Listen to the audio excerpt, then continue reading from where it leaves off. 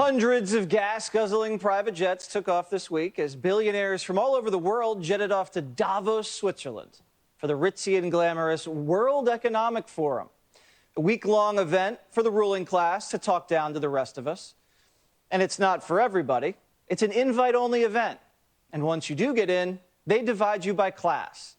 You get a white badge with a blue line if you're rich enough. You just get a white badge if you're married to someone important.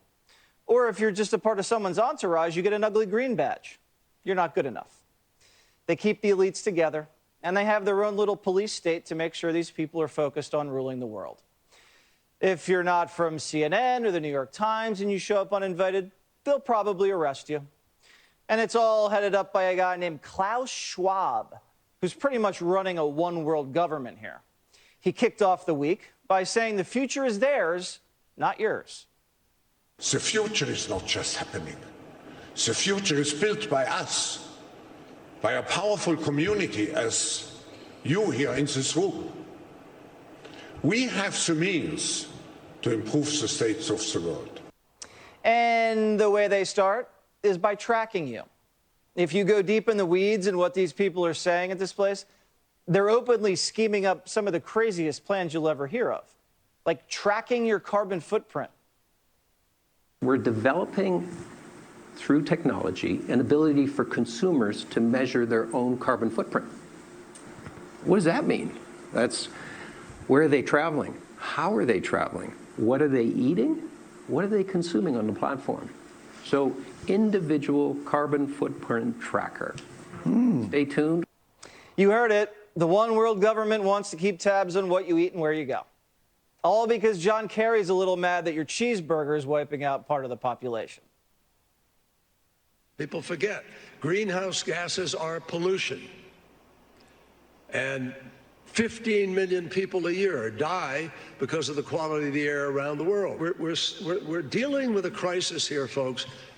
It's a crisis made by human beings. Maybe they should take their own advice before jetting off across the world on those private jets, emitting all that carbon. But to them, they have more important things to focus on, like preventing the next pandemic, since it worked out so well last time. If it comes 10 years from now, we should have far, far better diagnostic technology. That is, be able to scale up every country within a month to diagnose their entire population. We're a little distracted right now, so getting the debate going is happening slowly. Yeah, a lot of people are distracted by inflation, food shortages, real problems. But the ruling class at Davos says, don't worry, it's all a part of the plan. We need to accept that there will be some pain in the process. The pace that we need will open up for missteps. It will open up for shortages on energy. It will create inflationary pressures, and maybe we need to start talking about that pain is actually worth it. If you have all the money in the world, the last thing you have to worry about is inflation. It's our problem, not theirs. They're busy ruling the world. And shady George Soros says if we don't make their ideas a reality, civilization is done for. Fighting pandemics and climate change, avoiding nuclear war, maintaining global institutions have had to take a backseat to that struggle. That's why I say our civilization may not survive. Believe it when I tell you, these people don't care about any of us. They're just a bunch of globalists hanging out and coming up with too many bad ideas. Rand Paul, Kentucky senator, and he joins me now. Should the American people be scared when the richest people in the entire world get together at a swanky conference and hatch these crazy ideas about how to make our lives better? Well, if they really cared, they could have ridden with me. I was on a plane this morning. I was A category on Southwest Airlines, and, hey, that's something. Wasn't a private jet, but they could have saved. When you're on a private jet, they're spending 5 times as much of a carbon footprint. So if they really cared about that, they could ride on commercial airlines, but they aren't. They're elitist. But the other real danger here that's even more danger than all their phony caring about carbon footprint, the real danger is this. Look how bad your government is in a country where you get to vote for these people.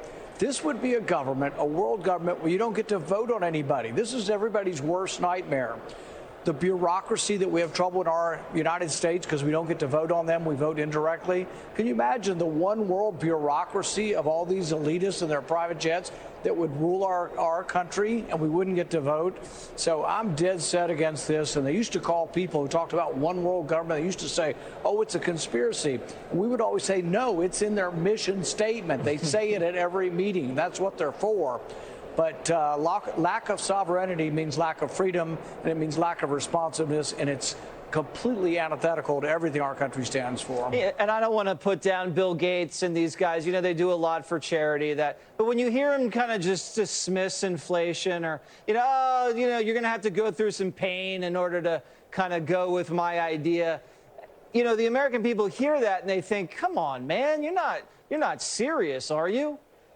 But it's not only insensitivity because they've never been to a grocery store and have no idea what things cost, but it's also that we now have a whole set of our political spectrum that's out there saying it's caused by greed. If you were in a third grade class, I would give you a failing grade if you told me inflation was caused by greed. That is the dumbest explanation, the most implausible, and that lacking all facts that someone would try to put forward. Inflation is caused by an increase in the money supply that increases the demand. It's done because we spend too much money. The Federal Reserve prints it up to borrow it. It floods the economy and drives prices up. If you don't understand that, they'll never get it any better. And my prediction is it's going to get a lot worse before November. What do you think about this tracking technology they're cooking up? They're going to track your carbon footprint. I mean, I think that these liberals are already stressed out enough, Senator. Yeah. Imagine when they find out like everything they do is killing the ozone. I mean, they're going to go crazy. They're going to start yelling at us. Yeah, privacy is not much of a concern for these kind of people. So not only do they want to track you for your carbon footprint, the WHO has announced, they're forming a treaty, and it's going to be this treaty for the next pandemic. But in the next pandemic, it's not going to be a Washington-based mandate on vaccines or a Washington-based social distancing or masks. It's going to be an international one, and they actually want to track everybody with a QRS code. I think that goes beneath the surface right back here, but I'm not sure how they get it in you. But no, I mean, it's no laughing matter. It is very worrisome. But whenever they talk about it, they have absolutely no concern for privacy. And you're exactly right. They don't care about the individual. They don't know people like us. They've never been on a bus. They've never been on Southwest Airlines. They've never driven a car. Most of them have never even driven their own car. So these are not the kind of people we want telling the rest of us what to do. All right. Senator Rand Paul from Kentucky flies commercial. Let it be known. Thank you so much, Senator. Hey, Sean Hannity here. Hey, click here to subscribe to Fox News YouTube page.